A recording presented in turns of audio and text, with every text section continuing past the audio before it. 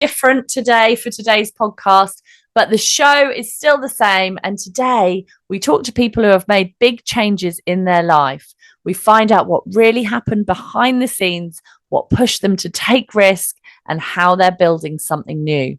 Today's guest has just made one of the boldest moves we've seen. She and her husband sold their house, moved into a caravan, paid off their debts, and bought a clothing company. At the same time, Rich took a job overseas in the Cayman Islands. Now they plan to split their time between there and the UK. It's early days in the business, but already the leap has begun. And today we want to go all the way back. What led to this moment? What did it say to take it? What did it take to say yes? And how does it really feel to start again? Sophie Williams, welcome to the show. Hello. Hello, Sophie. How are you doing? Yeah, I'm good. Thank you. You guys okay? Yeah, really good. It's good to have you in our sofa. Thank you. Thank you for having me. Let's start off by asking the question, where does your story begin? What were you like growing up? Okay, so growing up, I loved fashion. I was always drawing. I was always on the sofa doing sketches of designs while Noel's house party was on in the background. Yes, I was always doing that. I was into art massively. And yeah, I really wanted to go to do a fashion course at uni, but it just never happened. That's really similar to what we were like when we've talked about our story and how we, how we came to have Tweedy. When we were younger, both of us drew all the time. Fashion was a massive thing, and we drew loads of pictures, and I've got books and books of dresses and things that I've made, and bits of fabric stuck to them and all kinds of things. So it's similar. It's mental, isn't it, when you are a teenager and you have these big dreams. It's great if you can manifest that late in life. Yeah. And I'd not even remembered that I did that until after we had Tweedy. So it was after, when we were talking about it, I was like, oh my God, I used to do that. Yeah, same. Yeah, I would just remember, I can all the way back to being on that sofa, and that's all I used to do. That's amazing. When it comes to before this big shift that we'll talk about later in the podcast, what were you doing before this shift happened? Okay, so I did have a shop. Yes. And that was selling, it aligned with kind of what we sell now. But yeah, selling other people's clothes and doing pre-loved and all of that. I've always been into kind of reusing what we already have. So yeah, that's what I was doing. And what about Rich? So he had a business. He's always been in sort of telecommunications. He is very good at sales. So that's his kind of background, but quite corporate. Yeah. So very different from selling boho clothes. Yeah. He's had to have a big kind of lesson in what a boho clothing business is. But yeah, it's good. It's all good. Rich likes his quirky clothes. He does love his quirky clothes. Yeah. Yeah. It's very different from the corporate world. I'm sure there's a lot of people in his world that would laugh their heads off at what he's wearing now. Yeah, I feel like there's lots of corporate people that do come to festivals and stuff though, and then they wear the craziest stuff at the festivals, but then they go back to their normal straight life. Place with no wardrobe when they get home. Yeah, that's it. Yeah. And then they go back to suits every day. Their little release for the weekend. Yeah, look at me, I'm a hippie. I love it. So if we looked at your life a year ago, how different would it feel to where you are now? Goodness me. Wow. The catalyst kind of started a year ago because Richard's dad unfortunately passed away, and it was very quick. The trigger points was a year ago. Yeah.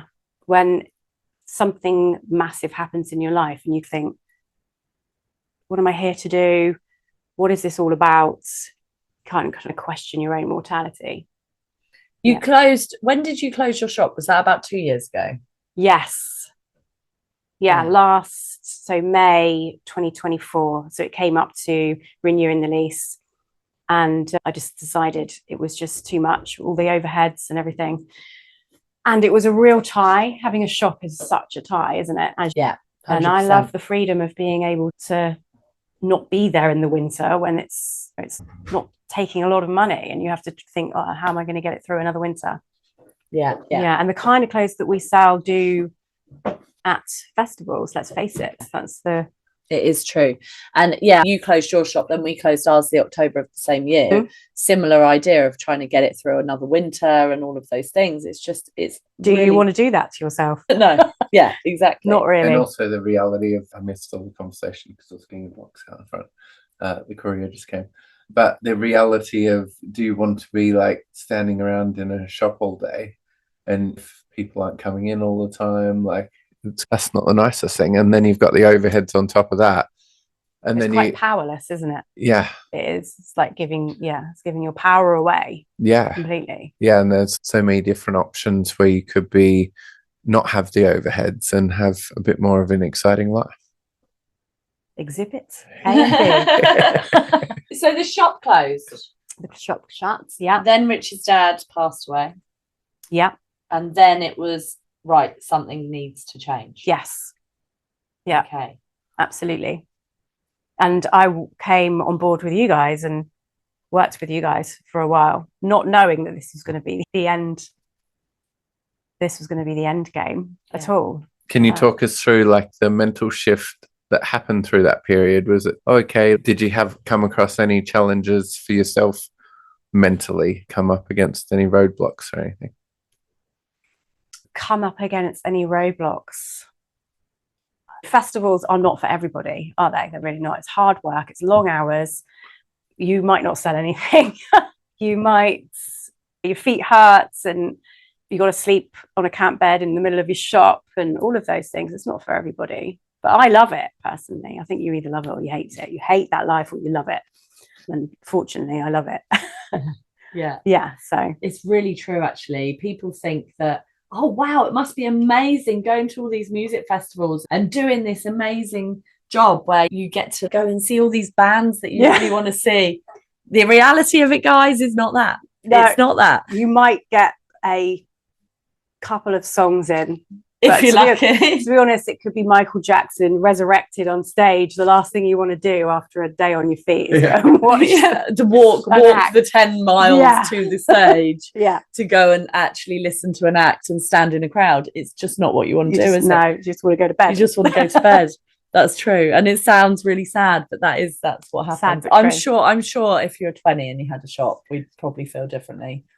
But I'm not 20 anymore, so I don't feel that way. And so it's hard work, hard on your body. Were you expecting that when you did it, the first one? I've done festivals whilst I had a shop as well, so I was expecting it to be quite a lot on your body. Yeah. And that's a lot of the reason why I've done this yoga course as well. It's something else I'm doing now as well. And I think that's going to help, definitely. Moving house, living in a caravan, changing lifestyle. I didn't think that was enough. Getting a new job. I needed another challenge in my life. There you go. Yeah. Thought you'd just add on a bit. Yoga teacher training. Just get in there.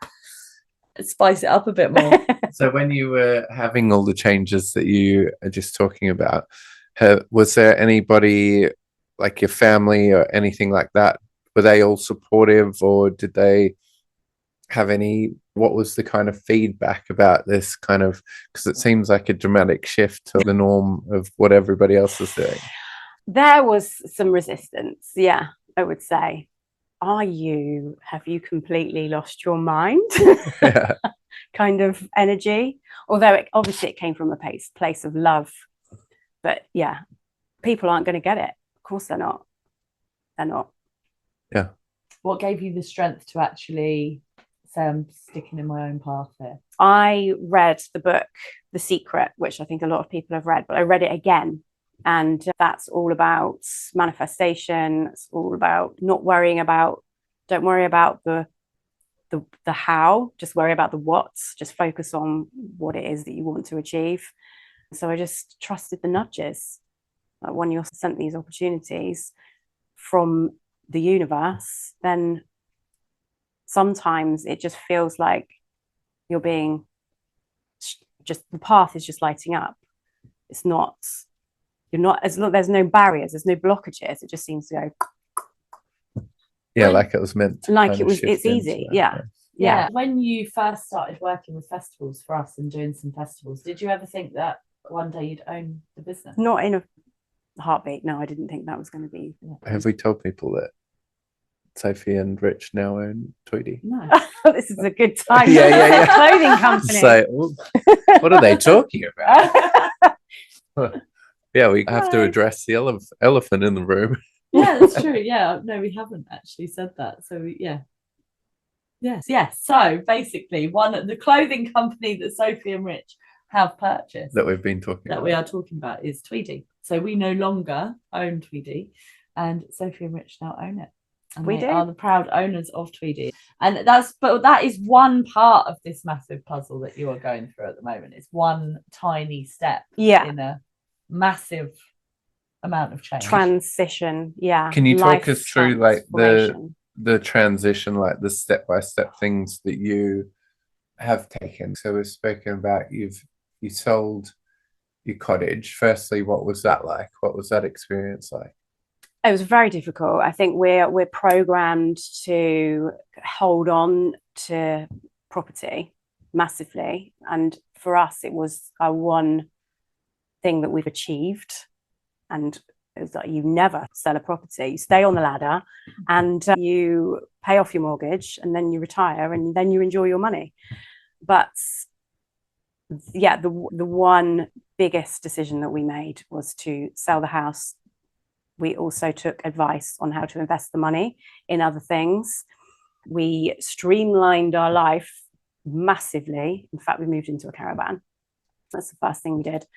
We don't live in a caravan anymore, but we did for a few months, which was interesting with 2 teenagers. But we learned a lot in that time. But yeah, that was one thing that we decided to do because we just felt like we were on a treadmill, paying our mortgage, pay the bills, and we weren't really going anywhere. We were just working to get for what we're doing it for. So we sold the house, and it wasn't just a house, it was a successful Airbnb business. We used the money to pay off various debts that we had, mainly with family. Then we bought a business, which we believe will bring us freedom to create, freedom to travel, freedom to be the people that we want to be. And we invested the rest. Yeah. So when it comes to, we were talking about a bit about this before we started the show. When it comes to selling, so just to paint a picture for the people listening, you had an Airbnb, but then you're living in a rental property. Yeah, 4-bedroom detached house. Yeah, so it was quite like, we went there and we thought it was amazing. Absolutely it was gorgeous. Like it was massive. And then we were just talking about how like you've shifted to a static home. It's much smaller. And I was saying, like, what's that adjustment like? Can you tell everybody what the difference is? I don't know if my children would have the same kind of vision of this, but for me, I've loved it. We've massively streamlined and simplified our life. We shedded so much stuff, because if you've got a big house, you just fill it full of shit, basically, that you don't need. So that in itself was so cathartic, like getting rid of stuff that you've held on to for years and years that you don't use. So we gave a load of stuff to charity, gave a lot of stuff to family. We sold a lot of stuff, threw a lot of stuff away as well. Yeah, so the actual feeling of simplifying your life feels really good. It felt good to me. Because we are in a much smaller place, the kids spend more time with me. It's great. We watch TV together, whereas they would have gone to their room and I wouldn't have seen them for the rest of the night. And that still happens sometimes, but they definitely spend more time with me. Yeah. That's really cool. That is amazing, isn't it? Yeah. And is there any negatives to switching to living in a smaller place? I've got the smallest room. So I've got a tiny bed. So that's a bit negative. I don't have to sprawl out anymore. I have a tiny bed. But you don't actually need that much stuff. Yeah. You just really don't. You just keep the stuff that you use on an everyday basis. And the rest of the stuff, either we do have a storage unit. So we haven't completely gone bottlenecked our life. But you don't need probably 3/4 of the stuff that you have. And talk us through the decision of when it came to purchasing Tweedy, like how did that come about? Actually, before you do that, like, how did it feel when I offered you it? Because this wasn't a thought in our heads either. It was just a one day, we were like, hang on a minute, this is where this should go. Yeah. So how did that feel, getting that message, that ramble? Okay, so going a little bit off piste here, I'm also an astrologer, as you know. As we know, yeah. This is the manifestation of a Pluto transit that I'm experiencing right now. It's a very long transit. It goes over about a period of about 2 years. And it's a complete transformation of your life. It completely floors you, but with a Pluto transit, you normally come out the other side a complete metamorphosis of what you were previously. So I was waiting for something to come along that was going to transform my life. So in a way, I wasn't that surprised, but I didn't know what it was going to be. Yeah. But when you said it to me, it felt like, oh, okay, that's what it is. Here we are. Yeah. And that makes perfect sense, because everything that Rich and I had discussed, it didn't include me, but it included all the things that we've discussed before. Freedom to travel the world, freedom, and something that's going to keep us anchored here in the UK as well. And we had discussed having a business. Yeah. Yeah. And I love Tweedy. It aligns. We do align, don't we? And all our values, everything that Tweedy stands for. It just made perfect sense. Yeah. Wow. Okay. Now you can ask your question. What was my question again? About the business side of it, like taking it on and how that felt. Wasn't my question how it came about? So is that how that was? Did you answer that already? Not really, because I asked how it felt. Okay. How it came about is from us. We just decided that actually we'd met the right people for the business to be taken to the next level. Yeah, and that's something that we could have never imagined, like having staff and stuff. And then we partnered up with you guys, with Sophie and Rich, and it was a different kind of dynamic for anybody that has a business. Like partnering up with someone, it means that they have a stake in how the business goes, so it works a lot different, doesn't it? Yeah, it does. Yeah. It's not like you're just turning up to do a job and then you're like, oh, fuck, I'm out of here at the end of the day. Yeah. It's like a lot more. Yeah. So then one thing led to another, and we ended up like doing this. Yeah, which is exciting. It's so exciting to see, because already I can see it growing in such an amazing way, and it's being nurtured the right way, which I just didn't have time for, and neither did Josh. And you've just come along at exactly the right time. It's weird, isn't it? Yeah, it's weird. It's perfect. Can you give us a bit of an idea of the difference between what life looked like before and by taking these steps or giant leap, what that kind of unlocks for you, like what life would have looked like, and then in your mind what it will look like now because of making these decisions? I'm not sugarcoating it. It's not been, at times it's definitely not been easy, because you do question, even though it has felt like everything's clocked, the path is lit up, you always put your own blockages in the way. Am I doing the right thing? Am I crazy? Have we completely lost our minds here and we're gonna fall on our ass? You ask those questions all the time. I've completely forgotten what you asked me. Just to let you know, that is like part of definitely being a entrepreneur, or not even being part of not being an entrepreneur, but just I think being prepared to put yourself out there so much that you could fail in a big way. Yeah. You're always going to you're always going to have these big roadblocks that along the way that kind of gives you the tools that you need to get to the next step. The thing is, I actually was talking about this with somebody today, and it's about being brave enough to actually try. And even though you put your roadblocks in place and you go along and go, oh my God, have we done the right thing? Oh my God, is this, you just trust that what you want to achieve is that next step. It's going to go right. And it's just you have to have those feelings of discomfort. You have to have those feelings of, oh my God, what the hell am I doing, in order to actually have the tools to be able to go forward. But I also think it's not just about making money. It's never got to be just about making money. It's always got to be about, you want to make a difference. Yes. And that is something that you have to genuinely believe that, or genuinely want to make a difference to the world with what you're doing.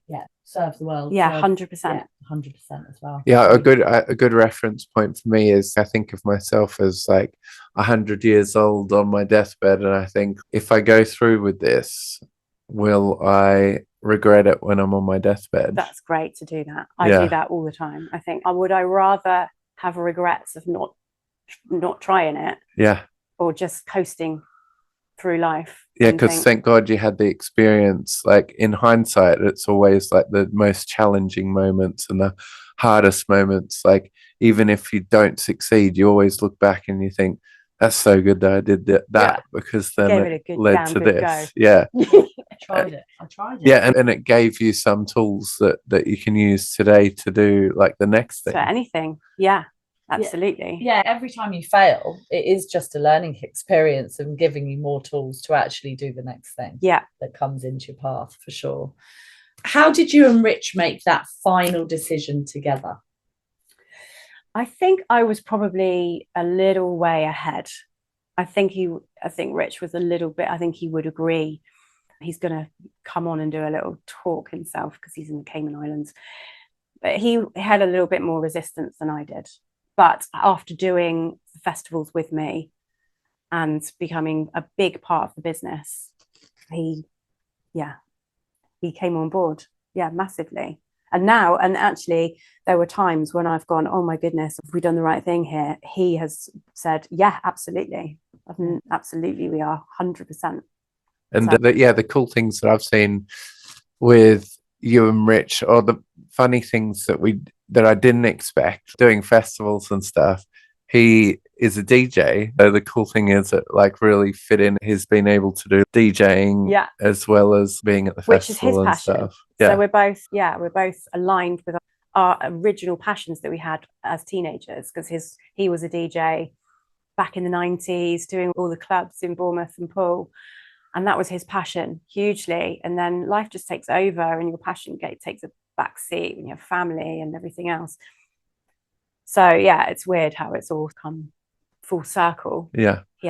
So what does life, so getting back to the question that we were talking about before, what does life look like for you now? Like, with the steps that you've taken, can you paint a picture for us what that's unlocked, being able to be free of a big mortgage and live in, like, kind of downsize into a smaller place, and investing in a business that you can take like all around the world and travel and that kind of stuff? So what's that look like? Paint a picture of what the future looks like. How it's going to look moving forward. I'm staying here for the next 12 months, building the business. Rich has got a job, so we have got one wage coming in, which is going to really help, in the Cayman Islands. And it's a job that is quite flexible as well. It means that he can come back and help me with the festivals in the summer. And I'm going to build the wholesale and online, so I can take it wherever. I can run it from a laptop. That's the dream.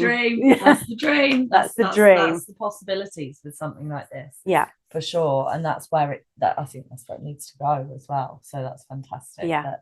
that's what's going to happen. And what are you most excited about when it comes to having Tweedy? Designing the clothes, of course. Yeah, going over with my little book and with my ideas and seeing them come to fruition. Oh, that's so Yeah, good. but using materials that are sustainable and aligning with everything that Tweedy is about. Yeah. So for those that don't know, we go over to India and we've been working with one tailor, Raj, for like the whole entirety of Tweedy, which is like Pretty much 10 years. 10 years, 10 years, Something 11 years. like And we are going to go over with Sophie and Rich and introduce her to Raj mostly, but also some other tailors in the area that we work. And we're just going to have a whole experience and document it all for everybody. So it's going to be a You'll fun. get to see it. Oh my God, It'll I'm be so really excited. fun. So Yeah, it's I've always wanted to go to India. So Yeah. that's going to be a super fun adventure. And what challenges do you foresee in the future? Do I see any challenges? Obviously, there's going to be challenges. My own blocks are probably tech hugely. That's something that I've always seemed to have struggled with. So you like everything online from a laptop. Yeah, I struggle with and tech. I really, but luckily I'm very tenacious and I don't give up at all, to the point where, yeah. So I'll get over it. And luckily Rich is really good with tech. Oh, that's good. And we were talking the other day. We've been studying, doing our NLP masters. And a funny thing is, I had a lady the other day that she struggled with tech, and we did a belief release. And I was saying that I could do it on you. Yeah, we can give that a go. 100%. That'd be super fun. So then Because you'll put come your own, again, it's another block that you put in your own way, right? Yeah, it's more of a mindset than a reality. Definitely. And because you run up against it all the time, any little kind of issue that you have, oh, it's happened to me. yeah, and then you build on it and it gets worse and worse. Yeah. So I have got a question actually. So when you was good. It was a good place to bring it to a podcast. When you were going through these hard times, and there was one time when you had all your stuff in a caravan, you're living with 2 teenagers, Rich is moving out of the country, like the whole house has been moved into a caravan, and you're doing festivals because it's the middle of festival season, guys. So this is how stressful this time was for you. Let's not play this down. No. Like you were having to go and work and do festivals in between house moves, and that's insane. Yeah, I know. I don't know how we did it. No, I don't know how you did it either. And me and Josh were like, are they actually going to manage to do this? Are they going to manage to move house and do all this stuff? And you did. Amazing. Do you think that it was something in your childhood that allowed you to have the capability to get through those stresses? Or do you think it's something that you've learned? What is it that makes certain people be able to deal with that for their passions? Yeah, it is something in your makeup, maybe. If you are following your passion, you get tunnel vision, I think. It doesn't matter what's thrown at you because you know that you're on the right path. Yeah, amazing. Okay. So, yeah. If for any other reason, I would have probably said, I'm not doing this. Yeah. This is crazy. But because I'm looking at the bigger picture, you've got to look at what you're doing it for. Have you always been like that? Always been able to do that? Always. Yeah. And then is Rich the same? Yeah, so I think that I'm the visionary and he is very grounded. He'll make the steps to make it happen. Absolutely, yeah.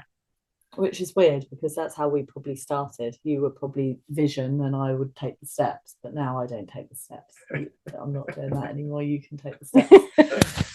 I'll just work and do whatever. What's been the most unexpected and funnest thing since you've taken over the business?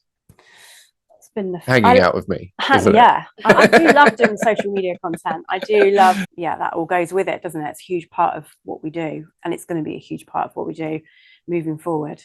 I do love the festivals. I do love the buzz. It is a buzz, and mostly people are happy at festivals, aren't they? It's a high vibrational place to be. Yeah, I would say that's the most exciting part of it. yeah, I can't wait for if you're booking like a few festivals in a row, like the exhilaration of Going like, from one to the other. oh yeah, Yeah, I love that. and yeah, it's just like you're on an adventure the whole time. Mm. Yeah, it's a completely different life. It's Like you got completely money different coming in, and the mad thing, sorry for those people that go to festivals, but the really cool thing is that like everybody goes there, gets drunk and spends all their money. They leave hungover with no money left, and we leave having not drunk very much and feeling great and having money, and then move to the next one. Yeah. That laugh sounds really obnoxious. Oh yes, we do. No, but it is true. It sounds terrible, but it's true. It's you've instead of spending your money and having fun, you're making money whilst you're having fun. Yeah. It's a really clever Yeah. and different But way the great of looking at thing for the people that do purchase our clothes is they actually take something home instead of just they've had a fun time, obviously, and then they go home a bit less off with their money, and then With some hungover really good and quality stuff. clothing. Yeah, exactly. then they like, and they're like, oh, thank God I made one good decision. Maybe they Yeah. made loads. Yeah, They've definitely made one good decision because they have some awesome clothes that they can wear outside of the festival. Yeah. And they can keep rather than actually just eating all their money and drinking all their money. Yeah. Which is what usually happens with a lot of Or people. doing something else with it. Yeah. Yeah, exactly. Yeah. Yeah, that's it. And sorry, you go. No, you go. When, for those that don't know, you have a place in Wimborne above Sonder Coffee. What are your, tell us about it first. Tell us about the space and what you love about the space. And then I'll ask you another question. Okay. I go to Sonder anyway, and the opportunity came up with Ebony. Ebony runs Sonder, and the guys that run it are just so much fun to be around. And I just had this idea, let's go and have a look at this room that I knew that she was struggling with what to do with this room because it's a little bit higgledy-piggledy. She wanted to use it as a co-worker space, wasn't really conducive for that. I was like, okay, this is a room in the town centre. I need somewhere to store my clothes. I don't really want to have them in a storage container because I want them out on display.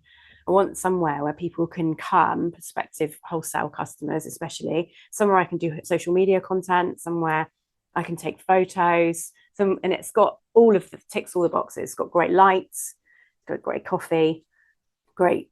It's a place also to have, I can rent it out, excuse me, for workshop space as well. So I'm thinking that will contribute to paying the rent on the place. I love that idea. I think it's so clever, and I think it's a really good way of having a space for wholesale. It was something I could never get my head around, like how I would do that. And I think that it's another one of those alignment things that has just happened, isn't it? Yes. It's like you're in there and then that comes and it's okay, like this is the thing I should be doing. And Wimborne's always been a place where we've done really well.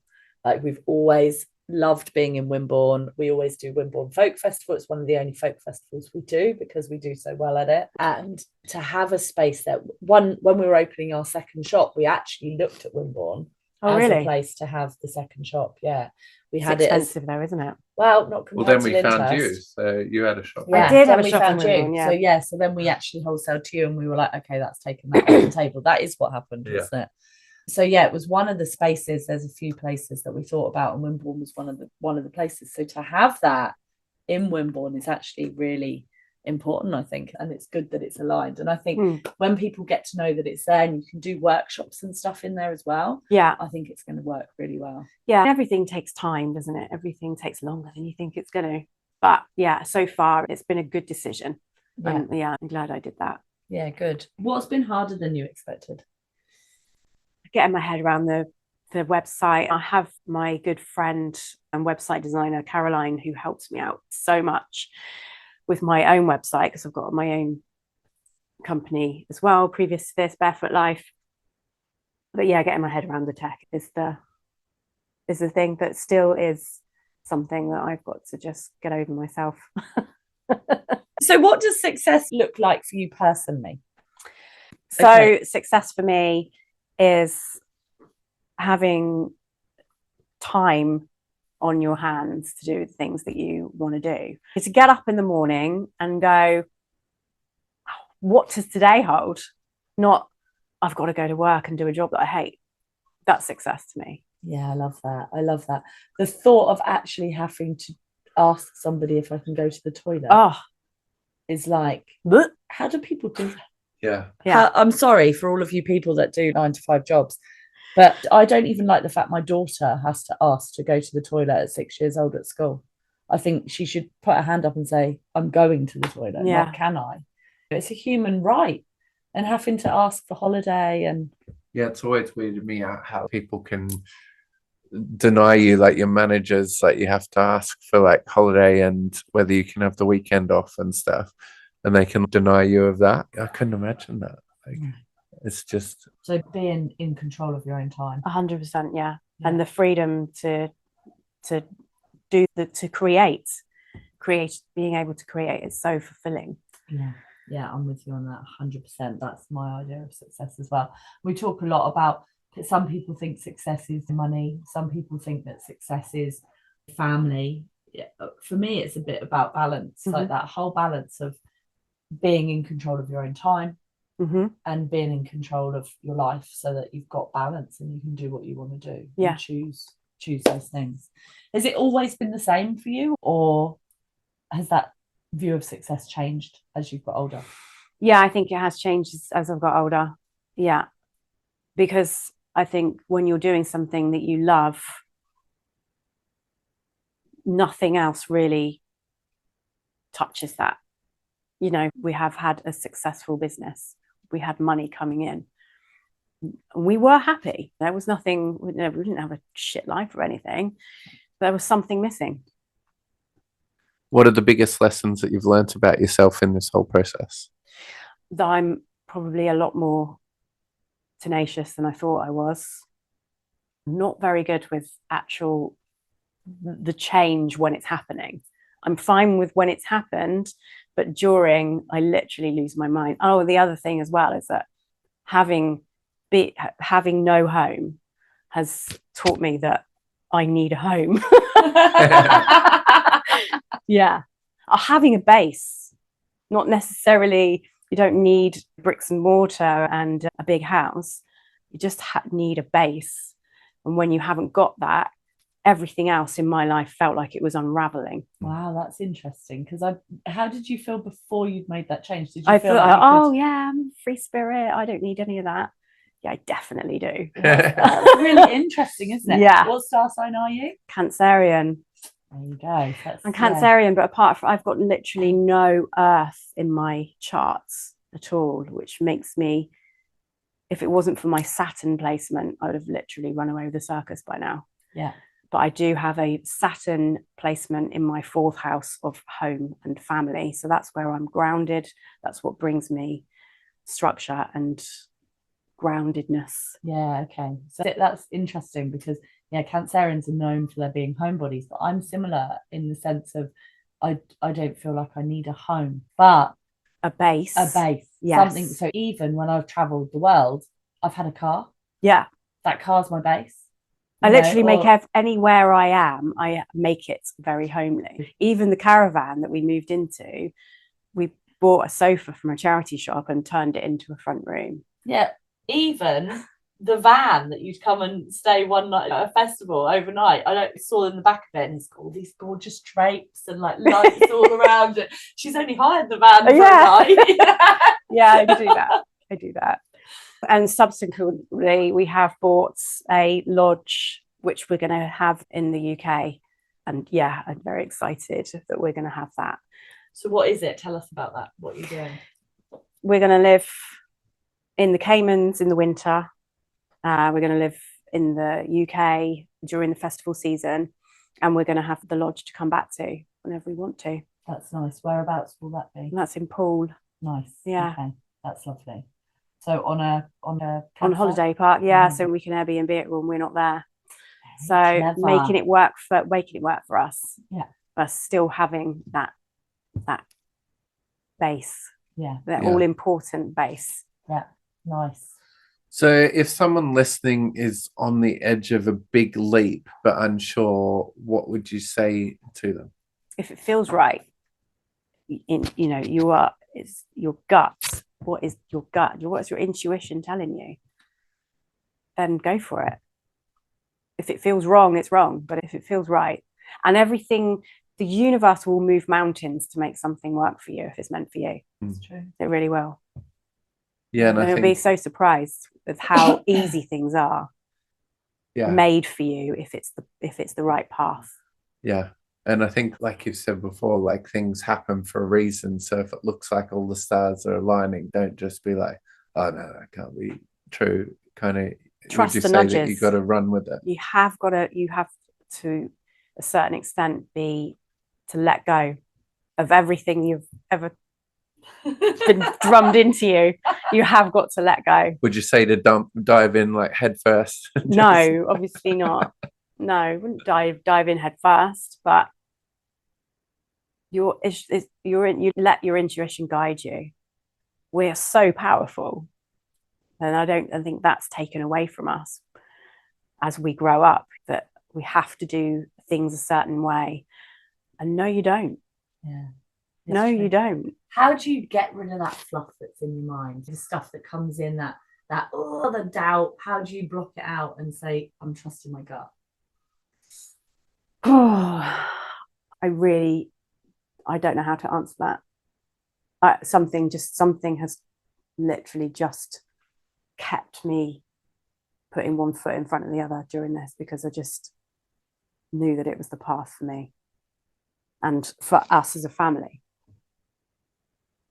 I like that. Okay, so it's just knowing. It's just that inner knowing. Yeah, inner knowing. Yeah, it's like I want to do this adventure, so whatever gets in my way, I'm gonna make sure I do this adventure. There's a reason. There's a higher calling, or whatever it is. But also, what are you teaching your children? That you're teaching them to be adaptable. You're teaching them that there's a whole other world out there. So, yeah. Instead of a couple of doing, years. yeah, I've really traumatized them and messed them up. yeah. But through all this, they've still been going to school. Yeah. They've still been doing all of those things that they have to do. So Yeah. you couldn't. And they already thought I was crazy before anyway. So. Yeah. And finally, should we ask? Do you want to ask it? No, you can ask the last question. So, Sophie Williams, are you successful? Yes. Good. Awesome. Yeah. Good. I love that. So many people are like, "Oh, I'm not sure. Yeah. So it's good when a person says yes, because it's true. Thank you for coming on, and for those of you, so for those people that want to connect with you, how do they do that? You can contact me through the Tweedy website.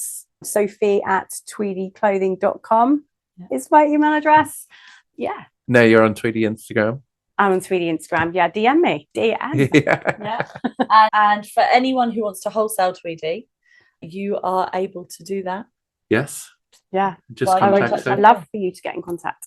Yeah. If you think your shop aligns with Tweedy clothing, I'd love to hear from you. Yeah, definitely. we're looking for wholesalers. Yeah. So that's the next step, isn't it? In Yes. the game. So come and contact Sophie. Yes. Awesome. Thank you so much. Thank you.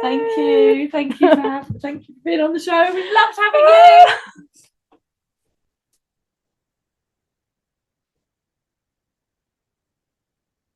Is it gonna stop? Yeah.